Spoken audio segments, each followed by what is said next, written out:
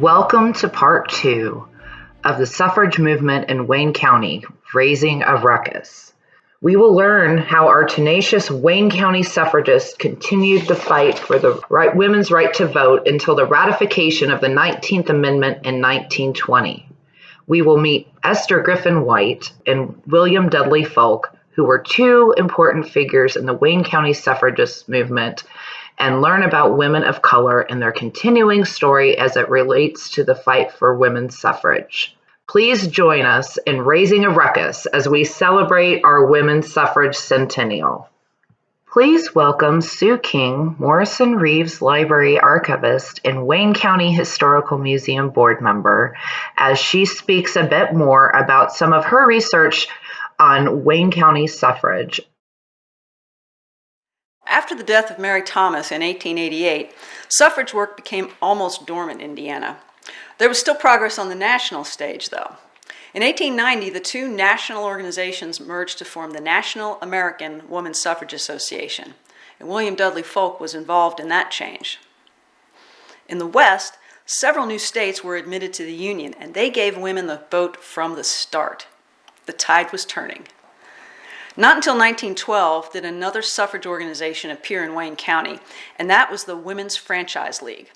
On March 30th, 1912, Grace Julian Clark, the daughter of George Washington Julian, and a woman's leader in Indianapolis, traveled back to her childhood home to speak at a gathering at the Richmond High School auditorium. By the end of the evening, the Richmond branch of the Women's Franchise League of Indiana had about 100 members. Local newspaperwoman Esther Griffin White was one of the officers, and she represented the entire 6th district on the board of the state organization.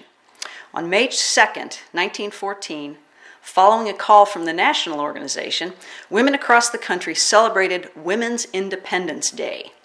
It was hoped that it would become a yearly occurrence, but it seems to have only happened once. The local franchise league held a public demonstration at noon on the grounds of the North A Street Friends Church. Now, full disclosure, we're filming today at the Wayne County Historical Museum, and in 1914, this building was the North A Street Friends Church. So approximately 150 women rallied on the front lawn just a few yards from here and passed the following resolution. We, the citizens of Richmond, Indiana, have assembled today to voice our demands that women, as citizens of the United States, be accorded the full right of such citizenship. We hereby declare that suffrage for women has become a national as well as a local issue, and we urge our senators and representatives in Congress to enact federal legislation which will ensure to women political equal rights with men. We therefore ask the Congress of the United States to proceed without delay to remove the barriers which prevent American women from the full exercise of franchise and to make our country not a government in which half the people are denied the right of participation, but in truth and reality, a democracy. In February of 1916, the women of Wayne County formed their own franchise league, but it seems that within a few months the Richmond branch joined to make one organization. In August, the members held a series of automobile rallies. Departing from Richmond, they traveled to the small towns in the county, gave speeches, sang songs, and passed out literature.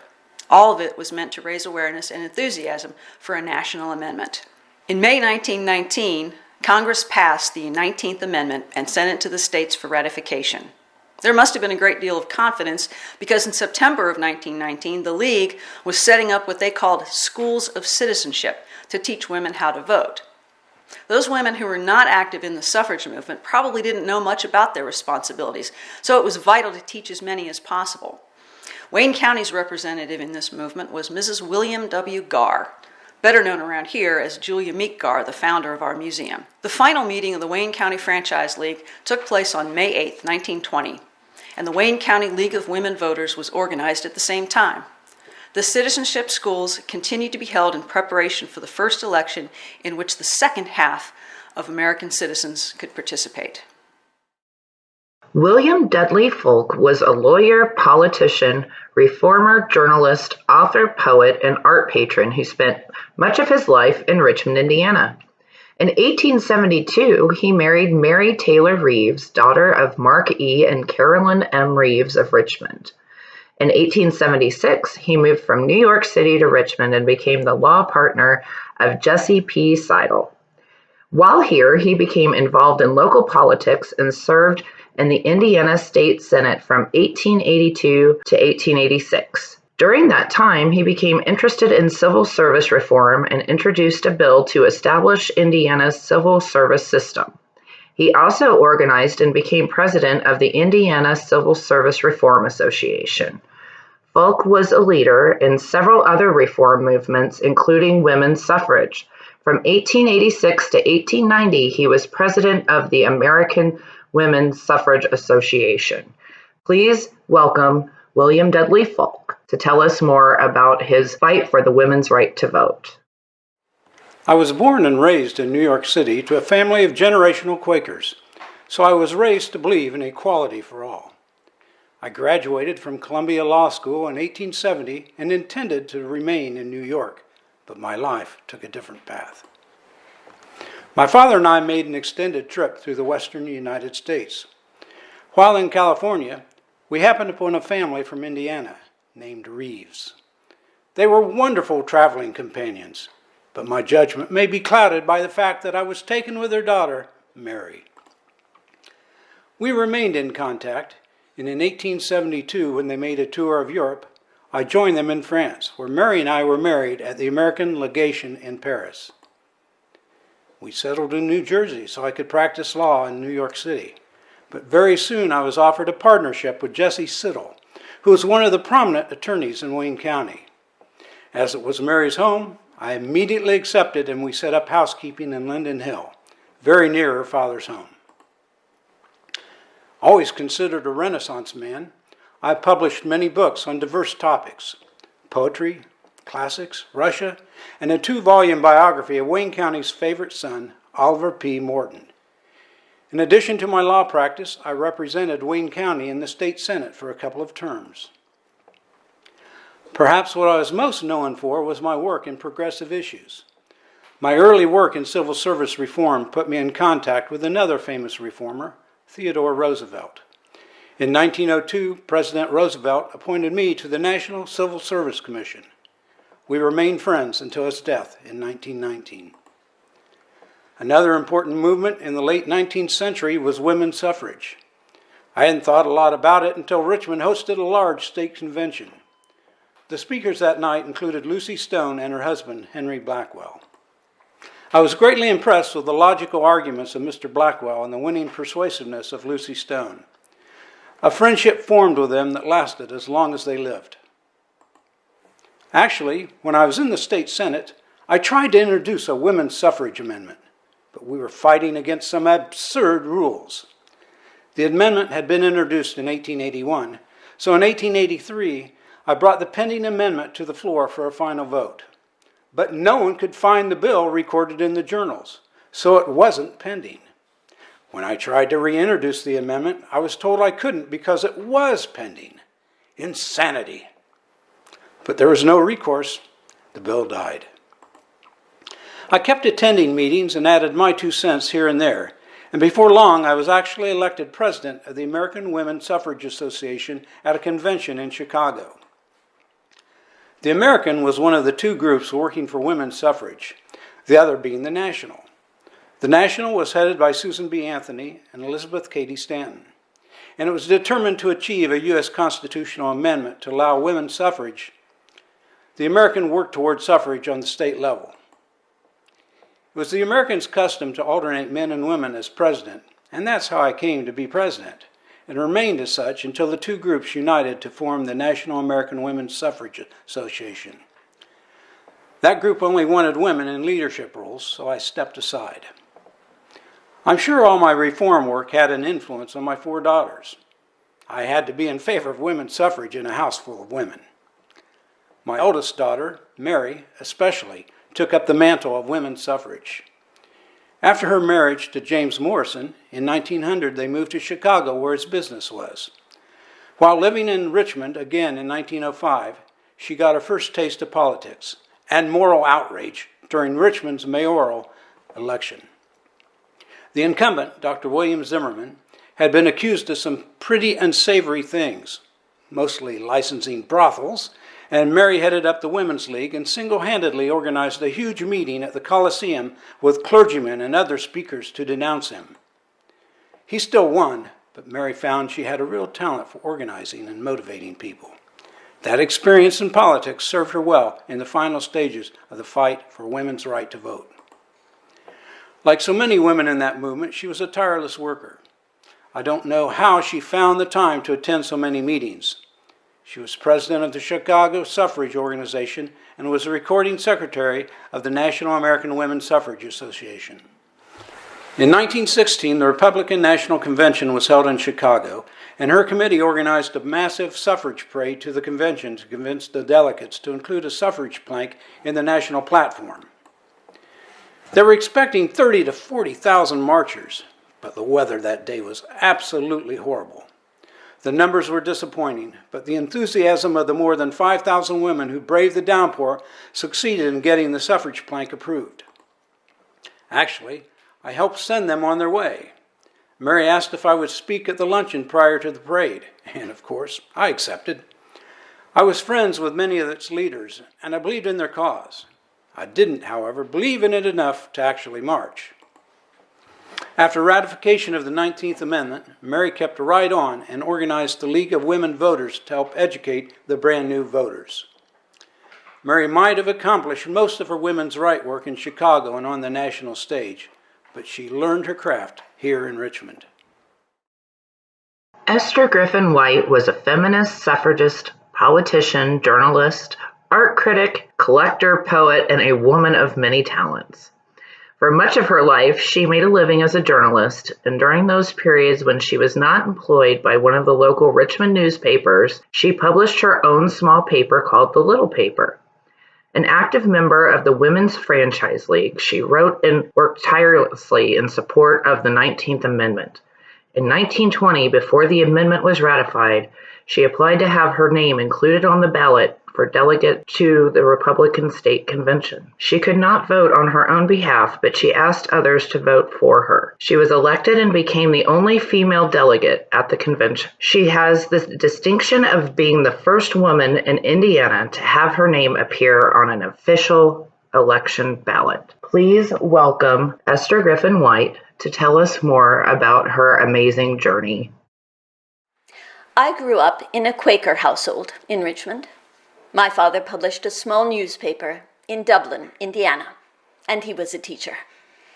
My two brothers and sister were all artistically gifted in art, music, and literature.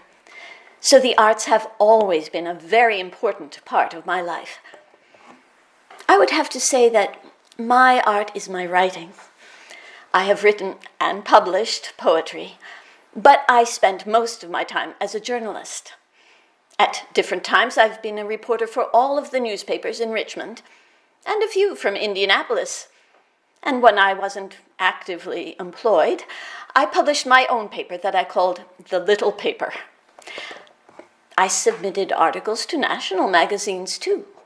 I wrote society columns, art reviews, coverage of our annual Chautauqua, opinion pieces, and whatever the editors needed at the time. One time, I even walked all the way from Richmond to Indianapolis just to write about it for the Indianapolis Star. I am also a charter member of the Indiana Women's Press Club. I was never much of a visual artist myself, but I do love great art. And over the years, I have accumulated a large collection from some of our greatest regional artists. I was friends with John Bundy and George Baker and Charles Connor and other members of the Richmond group of artists. I sang their praises in my columns long before the rest of the state knew much about them. Since Richmond wasn't large enough for its own professional orchestra, I arranged for musical concerts and lecturers to come to Richmond.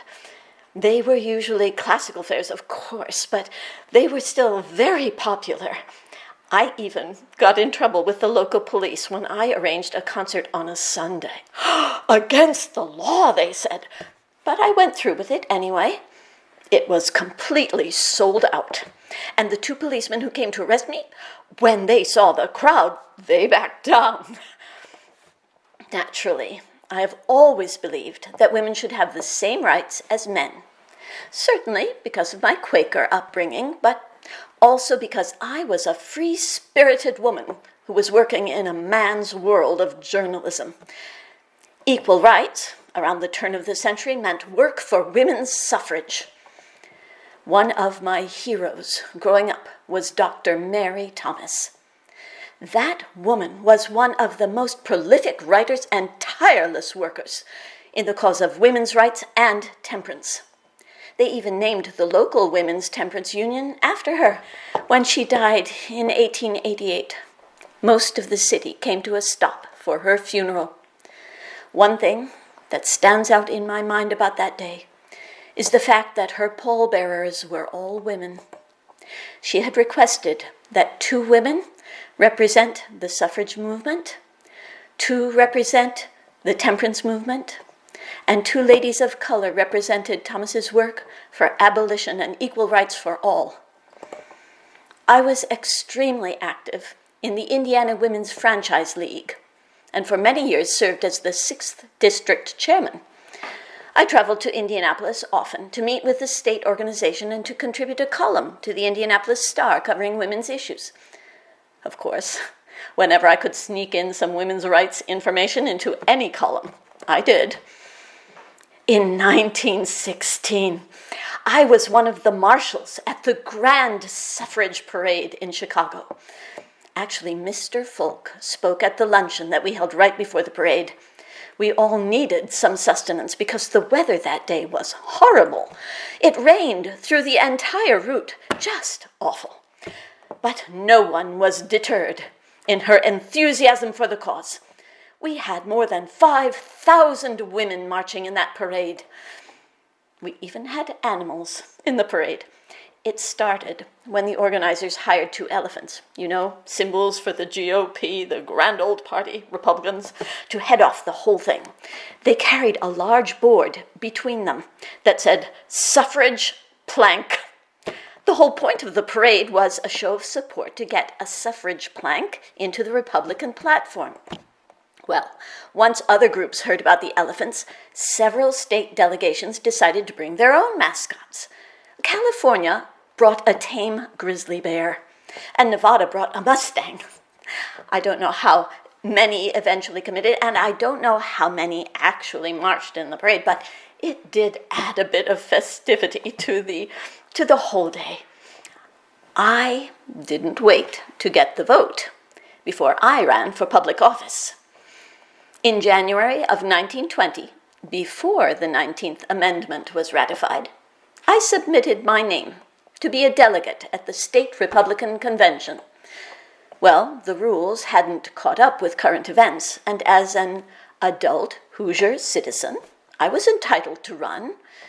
The local election board refused to allow it, so we took it to the circuit court, and then all the way to the governor. Governor Goodrich said to me, "Esther, you know you can't vote." "I know that. I'm not trying to vote," I said. "I'm trying to get people to vote for me." Well, it took some legal wrangling, but I became the first woman to have her name on an official ballot in the state of Indiana. I've always been very proud of that. And the 2 top vote getters got to be delegates at the convention.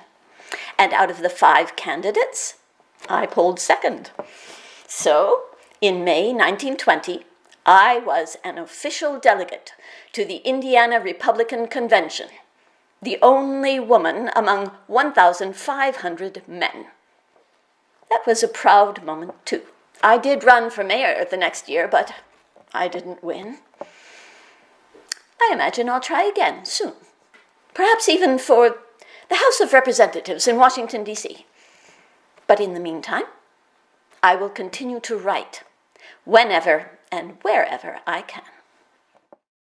In the 1890s, the image of the new woman, young, athletic, educated, and devoted to progressive ideas, especially suffrage, emerged as a radical social force in American society.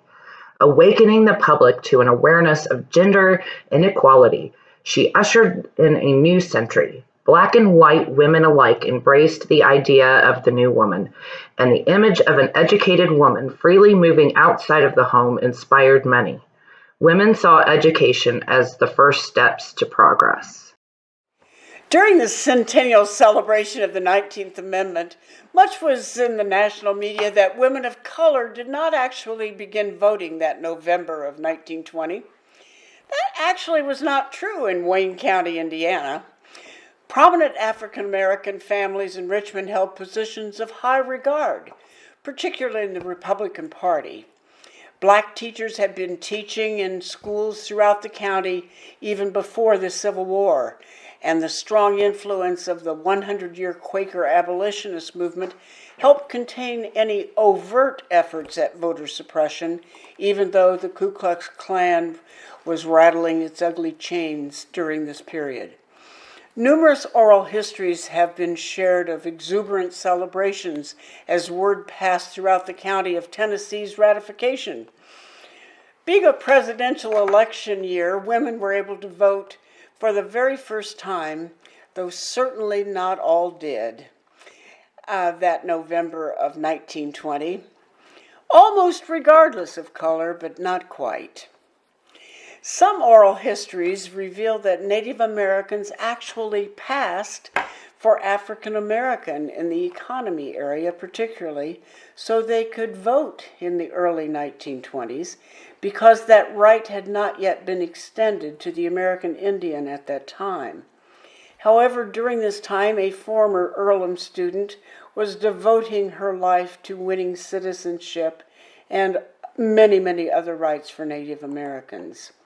Gertrude Bonin, who is better known today by her Sioux Indian name Zakalasha, was just a freshman at Earlham in 1896 when she stunned everyone by winning the college's oratorical contest with her speech advocating for women's suffrage.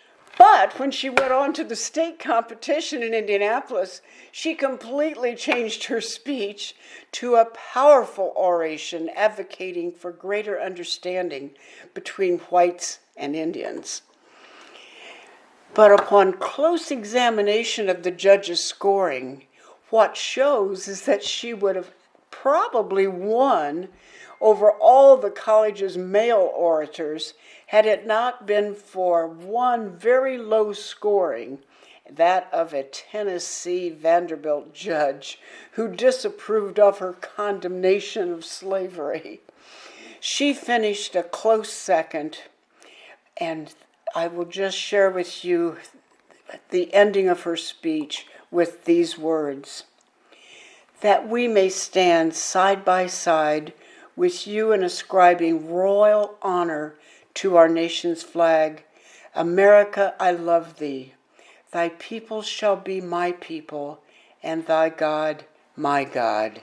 Zakalasha supported women's suffrage in the nation's capital, but her fervent efforts continued for her fellow Native Americans, including her leadership in winning citizenship and voting rights just 4 years after women won the right to vote. She founded the National Council of American Indians in 1926, and she remained president of that important organization until her passing just 12 years later. Another iconic woman of color in Wayne County with more than just one commitment to social justice is Mattie Mason McCurdy. She was actually a native of Rush County, where she was a school teacher in an integrated public school, but then she moved to Richmond in 1875. Here in Wayne County, she became editor of a temperance newspaper and advocated for prohibition and better living conditions for African Americans. Her journalism career advanced in Georgia, where she became editor of Woman's World and an advocate for women's suffrage. Upon returning to Richmond in the early 1900s, Ms. McCurdy lived with her sister and brother-in-law, Gravel Bundy, one of Richmond's very first black police officers. She gained prominence in the National Women's Christian Temperance Union and the women's division of the National Republican Party. She actually attended as an Indiana delegate to both national conventions. She was quoted as saying, "If women had the right to vote, they not only gained rightful political equality, but also had more opportunities to better the nation with their considerations on behalf of the poor, inebriated, and sinful, who would gain attentive care for their cultivation." The relationship between prohibition and women's suffrage has been somewhat overlooked during this year of celebration of women's right to vote, but in Indiana it played a pivotal role. As one suffragist from Greens Fork, who requested anonymity 50 years ago, told me, quote, "Some of us didn't give a hoot about alcohol one way or the other, but we knew if we didn't get on the prohibition bandwagon, we would never win the right to vote." Wayne County women of color joined hands with their white sisters and went to the polls on November 2nd, 1920 for the first time. Some celebrating 7 decades of hard work, others fearful that their husbands and fathers might not approve. But vote they did, some hoping to elevate their race, others hoping to end the ravages of alcohol, all exercising a new right of citizenship. Just as New York emerged as the financial capital of America, Silicon Valley and Austin became our technology centers, Wayne County, Indiana was built by the migration of human rights activists, making this, Wayne County, the epicenter of enlightened thought leaders in America. That is a legacy to treasure and carry forward proudly.